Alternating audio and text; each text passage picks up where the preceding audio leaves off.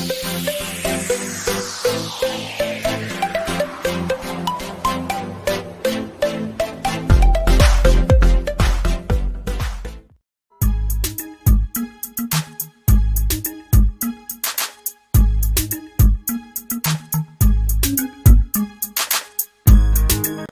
siang Bu Irma, mohon maaf saya mengganggu waktunya Bu Irma sebentar. Ya, apa yang bisa saya bantu? Begini Bu Irma, saya sekarang ini ada tugas di Guru Penggerak, yaitu saya harus mewawancarai kepala sekolah terkait dengan pengambilan keputusan yang dilakukan kepala sekolah seperti. Jadi mungkin nanti mohon bantuan Bu Irma untuk kegiatan ini seperti itu. Ini Bu Irma, yang pertama yang ingin saya tanyakan, bagaimana Ibu selama ini dalam mengidentifikasi kasus-kasus yang merupakan dilema etika atau sesuatu yang bernilai benar dengan benar ataupun rujukan moral, berarti nilainya benar dan tidak salah. Mungkin Ibu pernah melakukan identifikasi terhadap kasus-kasus seperti itu. Sebagai seorang pemimpin, tentunya kita sering dihadapkan pada banyak persoalan, baik itu permasalahan secara internal di dalam lembaga maupun eksternal dari luar lembaga. Kasus-kasus tersebut dapat teridentifikasi dengan adanya laporan ataupun hasil observasi yang kami lakukan selaku pembina. Gitu Bu ya, biasanya kami lakukan. Mungkin bisa dijelaskan Bu untuk lebih spesifiknya lagi proses identifikasi yang dilakukan itu seperti apa? Yang saya maksud identifikasi di sini adalah deteksi kebenaran sebuah masalah. Artinya kita harus bisa memastikan terlebih dahulu apakah masalah yang dimaksud tersebut benar-benar terjadi atau tidak. Atau mungkin bisa munculnya dari penilaian pribadi saya sebagai kepala sekolah. Sehingga dengan adanya hal tersebut mengharuskan kita untuk mengambil sikap. Sikap apa yang harus kita lakukan? Oh, gitu ya Bu Dari permasalahan tersebut. untuk proses identifikasinya ya. Nah, selama ini ya, bagaimana Ibu menjalankan proses pengambilan keputusan, terutama ini pada kasus-kasus di mana ada dua kepentingan yang sama-sama benar atau mengandung nilai kebajikan? Mungkin bisa dijelaskan Bu. Untuk tadi kan ada rujukan moral, ini lebih spesifik untuk yang dilema etikanya, jadi sama-sama bernilai benar. Sama-sama benar kita. Biasanya kami dalam pengambilan keputusan tentunya tidak bisa instan, tetapi ada prosesnya terlebih dahulu. Dengan harapan kita tidak salah ambil keputusan dan masalah dapat terselesaikan. Dalam hal ini kita harus mengutamakan pendekatan agar dapat mendorong orang berpikir melalui kemungkinan, hasil dan konsekuensinya atau dampaknya. Berarti harus ada pendekatan begitu ya Bu ya. Nah, ini mungkin bisa dijelaskan Bu untuk pendekatan yang dimaksud ini dilakukan kepada pihak yang terlibat begitu ya Bu ya. Benar sekali Bu, kepada pihak yang terlibat itu ya. Kita harus membangun komunikasi dengan semua pihak yang terlibat sehingga bisa mendapatkan solusi terbaik berdasarkan hasil dan konsekuensi yang akan kita hadapi, berdasarkan keputusan yang akan kita ambil nanti. Ya. Terus ini untuk langkah-langkah atau prosedur seperti apa yang biasa Ibu lakukan selama ini Bu? Ada beberapa prosedur ya, atau beberapa langkah, yaitu yang pertama kita harus mengidentifikasi keputusan yang perlu diambil. Yang pertama, yang kedua mengumpulkan informasi yang relevan. Yang ketiga mencari alternatif solusi. Kemudian yang keempat mempertimbangkan bukti-bukti yang ada. Selanjutnya kita pilih beberapa alternatif. Yang keenam ambil tindakan. Dan yang ketujuh meninjau keputusan yang sudah kita buat dan pengaruh baik atau buruk. Itu ya langkah-langkah selama ini Bu lakukan ya. Nah, tadi yang terakhir Bu, yang terakhir itu ada peninjauan keputusan ya Bu yang sudah dibuat. Nah, mungkin bisa Ibu jelaskan lagi cara atau langkah-langkah yang selama ini Ibu lakukan untuk meninjau keputusan yang telah dibuat, yang telah Ibu buat tadi. Salah satu langkah yang saya lakukan untuk meninjau keputusan yang sudah dibuat adalah dengan cara mengamati perkembangan penyelesaian masalah dan juga melalui uji publik dengan cara berkomunikasi dengan komite dan masyarakat serta pandangan dari Bapak Ibu guru yang lain. Berarti itu ya tadi ada uji publik juga Bu ya, dengan adanya komunikasi dengan komite dan juga pihak-pihak yang terkait ya Bu ya. Beberapa rekan guru. Oh iya. Terus ini Bu, untuk hal-hal apa saja ya yang selama ini Ibu anggap efektif dalam pengambilan keputusan, khususnya pada kasus-kasus dilema etika Bu?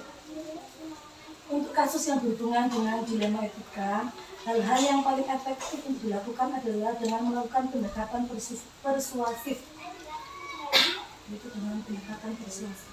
Pendekatan persuasif ya Bu? Oke. Nah, mungkin Bu untuk pendekatan persuasif ini artinya ada komunikasi ya Bu? Ada komunikasi yang dilakukan. Nah, ini mungkin bisa dijelaskan Bu, untuk pendekatan persuasifnya itu kepada siapa dan bagaimana, mungkin bisa dijelaskan?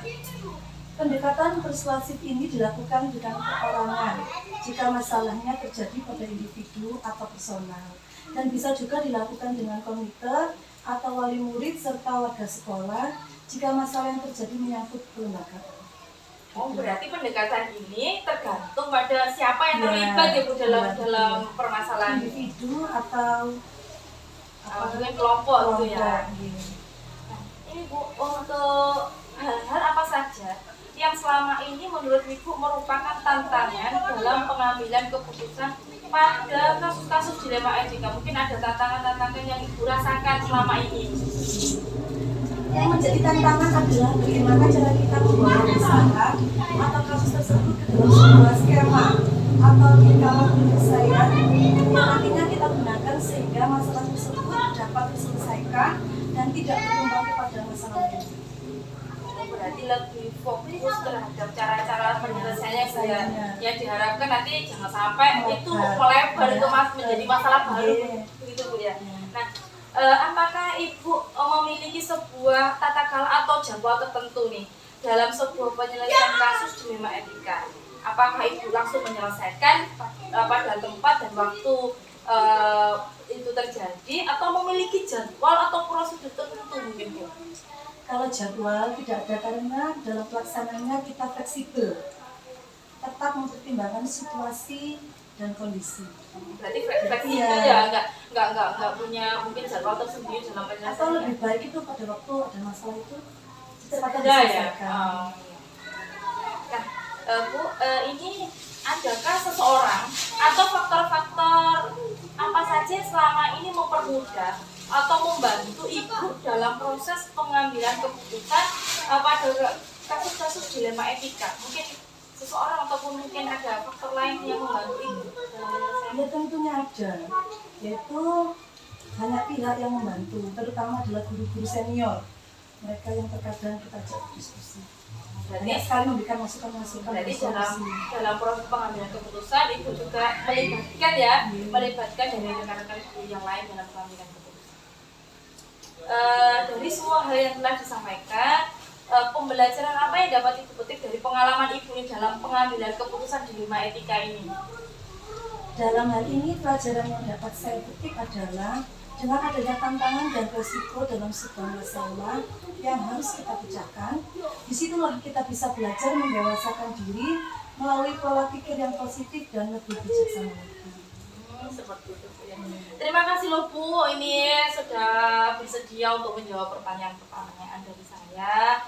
Nah, dari proses wawancara kita tadi, saya sudah mendapatkan banyak hal tentang pengalaman Ibu ketika menjadi kepala sekolah dalam mengambil keputusan. Terima kasih banyak telah membantu saya dalam kegiatan. Sama-sama, semoga dapat membantu tugas Ibu di pendidikan guru penggerak. Semangat terus Bu ya. Terima kasih Bu. Inovasi-inovasi ya. Terima kasih Bu, insya Allah akan terus bersemangat. Terima kasih ya Bu. Selamat siang Pak Mani. Mohon maaf mengganggu waktunya sebentar. Saya juga longgar. Oh iya. Begini Pak, saya mau minta waktu sebentar. Saya sedang ada tugas dari pendidikan guru penggerak, yaitu saya harus melakukan wawancara dengan kepala sekolah terkait dengan pengambilan keputusan yang selama ini dilakukan kepala sekolah sebagai pimpinan. Seperti itu Pak. Terima kasih Pak. Begini Pak, selama ini bagaimana Bapak dalam mengidentifikasi kasus-kasus yang merupakan dilema etika atau sama-sama memiliki nilai kebenaran atau rujukan moral, yaitu berupa nilai-nilai salah dan juga benar. Mungkin bisa dijelaskan. Jika terjadi sesuatu, terjadi atau kasus nih, yang pertama kami lakukan adalah identifikasi. Itu biasanya dengan cara mendalami kasus tersebut terlebih dahulu. Mungkin dengan cara mempelajari, kemudian membuka komunikasi dengan berbagai pihak. Itu nanti untuk mendapatkan perspektif yang lebih luas, yang lebih komprehensif dari berbagai sudut pandang, dengan harapan nanti keputusan yang diambil juga bisa lebih tepat. Jadi tadi ya Pak, ada identifikasi dari masalah yang dilihat dari berbagai sudut pandang itu Pak ya. Harapannya seperti itu. Jadi kami pelajari, kami komunikasikan, mencari data dan faktanya. Nah, itu nanti harapannya keputusan yang diambil nanti bisa lebih baik. Nah, selama ini dalam Bapak menjalankan pengambilan keputusan di sekolah, terutama ini Pak, pada kasus-kasus yang memiliki dua kepentingan yang sama-sama berat atau sama-sama mengandung nilai kebencian itu bagaimana? Iya, kalau kami sih asasnya nanti dimusyawarahkan mungkin ya, atau dengan pendekatan persuasif nanti kita ambil bersama-sama keputusan itu mana yang manfaatnya lebih besar. Jika dua hal itu, dua kepentingan itu sama-sama benar, sama-sama, nah itu nanti mana yang manfaatnya lebih besar, mana yang madaratnya lebih kecil, lah itu nanti yang kita ambil keputusan. Jadi dalam Bapak pengambilan keputusan ini Bapak melibatkan pihak lain, yaitu untuk melakukan komunikasi, untuk mengidentifikasi mungkin dari keputusan tersebut mungkin apa mudaratnya, apa manfaatnya, apa nanti yang diambil yang manfaatnya lebih besar, seperti itu Pak ya. Jadi terutama yang bersangkutan. Yang bersangkutan. Iya. Jadi pihak yang bersangkutan tadi. Iya. Kalau memang yang bersangkutan tadi sudah dirasa sudah cukup, nanti ya tidak perlu melibatkan pihak yang lain, atau misalnya lebih bersifat individu, itu kan biar tidak mungkin tergantung masalahnya Pak ya. Kalau mungkin masalah individu maka penyelesaiannya juga secara individu dengan yang bersangkutan. Nah ini untuk mungkin Bapak punya langkah-langkah atau prosedur seperti apa yang biasanya Bapak lakukan selama ini? Ya itu tadi kami melihat data, fakta, kemudian berkomunikasi dengan berbagai pihak untuk mendapatkan perspektif, baru kemudian komunikasi dengan yang bersangkutan lagi untuk memberikan pandangan yang lebih luas. Nanti kira-kira segala resiko dan lain sebagainya, kira-kira apa yang akan kita hadapi resikonya. Nah, dengan begitu nanti kita bersama-sama ambil keputusannya juga sudah siap dengan berbagai resiko yang akan kita hadapi. Jadi Bapak dalam pengambilan keputusan juga mempertimbangkan ya Pak, nanti kira-kira kalau saya mengambil keputusan ini nanti resikonya apa, seperti itu mungkin Pak ya. Harus. Dan dalam prosesnya juga melibatkan mungkin dari rekan-rekan guru atau pihak lain, terutama mungkin yang bersangkutan kalau itu bersifat. Terus mungkin ini Pak, hal-hal apa saja yang selama ini menurut Bapak nih tantangan yang Bapak hadapi dalam pengambilan keputusan, terutama dalam kasus-kasus dilema etika tadi? Tantangannya yaitu tadi mungkin ada di identifikasi masalahnya ini internal atau eksternal, kemudian resikonya nanti kalau keputusannya A, B, C, dan D itu resikonya apa, kemudian menimbang ini kalau keputusan A ini madaratnya lebih besar atau tidak, manfaatnya lebih besar atau tidak, opsi A, B, dan C. Nah, itu menurut saya tantangannya lebih besarnya di situ, dan tantangan yang paling akhir yaitu mengambil keputusan dengan segala resiko, manfaat maupun mudaratnya tadi, itu yang harus siap nanti. Berarti tantangannya lebih ke ketika menimbang tadi Pak ya, menimbang antara manfaat dan juga mudaratnya Pak ya. Nah, ini mungkin selama ini dalam pengambilan keputusan, mungkin Bapak ada tata cara atau jadwal tertentu dalam sebuah penyelesaian kasus dilema etika, atau mungkin Bapak langsung menyelesaikan di tempat atau memiliki sebuah jadwal yang sudah tersusun dalam penyelesaian atau prosedur tertentu yang mungkin Bapak jalankan selama ini. Kalau saya ya menyesuaikan, nanti tergantung kasus yang dihadapi atau peristiwa yang dihadapi. Kalau memang kasusnya mendesak, butuh diselesaikan cepat atau pada waktu itu juga, ya mau tidak mau kita harus menyelesaikan pada waktu itu juga. Tapi ketika ada jeda waktu, ada rentang waktu, ada deadline-nya, nah nanti ya kita upayakan untuk mencari informasi sebanyak mungkin untuk menambah pertimbangan kita agar keputusannya nanti juga lebih tepat, karena sudah dikaji dari berbagai sudut pandang.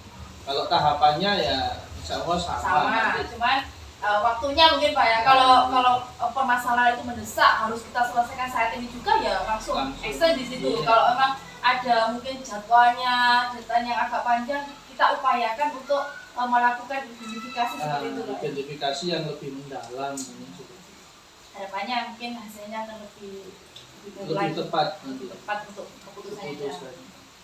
Nah Pak, ini mungkin adakah seseorang atau faktor-faktor apa saja yang selama ini mempermudah atau membantu Bapak dalam pengambilan keputusan terkait dengan kasus-kasus dilema etika ini Pak? Kalau saya yang mempermudah dan membantu dalam pengambilan keputusan itu ya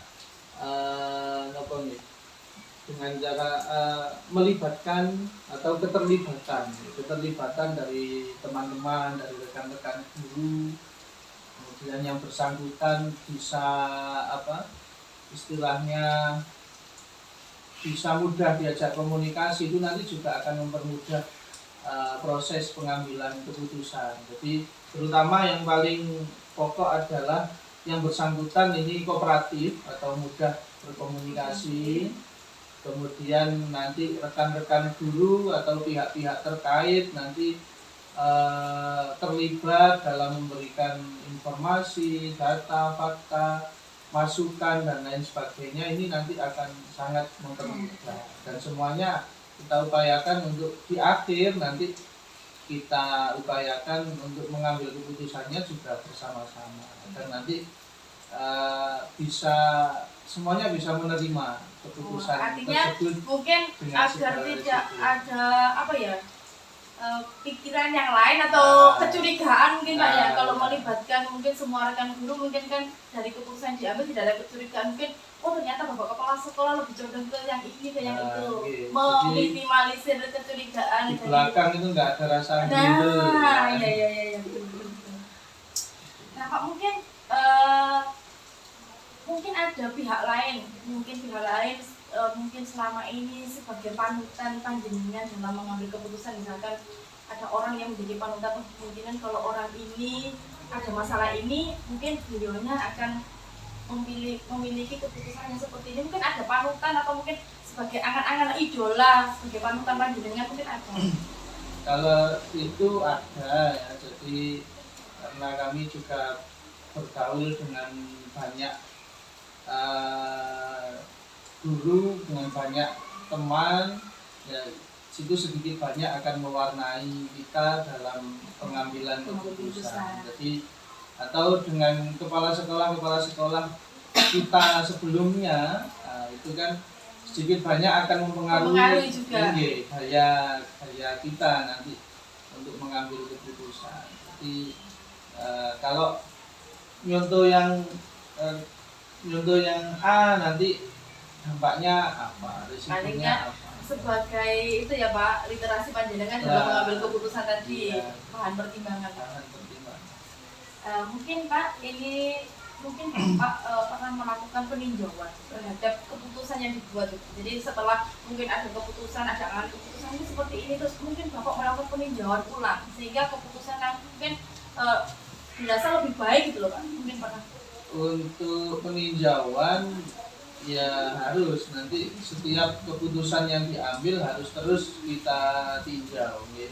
Kita pastikan ya, kita tinjau, kita kawal, kita pastikan keputusan ini tidak berdampak buruk seperti itu. Jadi jika kita sudah memastikan ya nanti kita kawal terus 1 hari, 2 hari dan seterusnya, kita lihat apakah ada dampaknya, misalnya perubahan perilaku anak-anak atau bapak ibu guru yang bersangkutan setelah keputusan tersebut. Nah, kalau ada perubahan, apakah perubahan itu karena dampak dari keputusan tersebut atau tidak? Nah, setelah itu kan harus kita tindak lanjuti. Oh, berarti keputusan ini sudah tepat atau belum? Kalau belum, nah nanti kita tinjau ulang, kita review lagi kira-kira tepatnya bagaimana.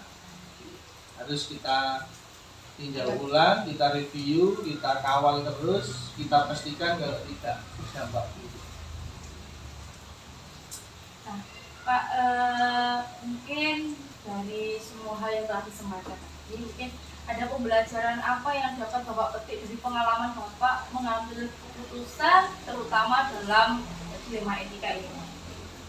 Dalam menghadapi dilema etika yang mungkin sama-sama bagusnya itu tadi ya, penting bagi kita untuk tetap tenang dalam situasi seperti itu, tetap tenang, teliti, fokus, tidak tergesa-gesa, dan kita harus membuka komunikasi dengan semua pihak.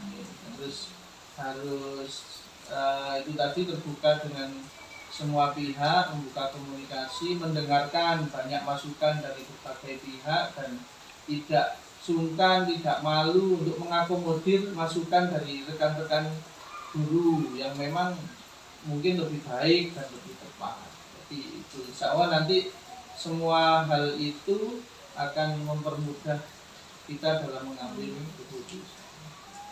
Jadi tadi kuncinya tetap tenang, teliti, fokus, tidak tergesa-gesa, dan juga membuka komunikasi dari berbagai pihak ya Pak. Artinya mungkin Bapak sendiri bisa dari masukan-masukan dari rekan yang lain secara terbuka yang baik yang mana. Jadi tidak egois dengan keputusan sendiri, artinya yang terbaik yang nanti bisa kita lakukan. Terima kasih Pak atas waktu yang telah diberikan untuk kegiatan wawancara ini. Banyak sekali yang saya dapatkan oleh kegiatan wawancara ini dan juga sudah membantu dalam penyelesaian tersebut. Terima kasih banyak Pak. Semoga lancar pendidikan guru penggeraknya, semangat terus, mudah-mudahan dipaling lancar. Ya amin, terima kasih Pak. Insya Allah akan terus bersama. Assalamualaikum Pak.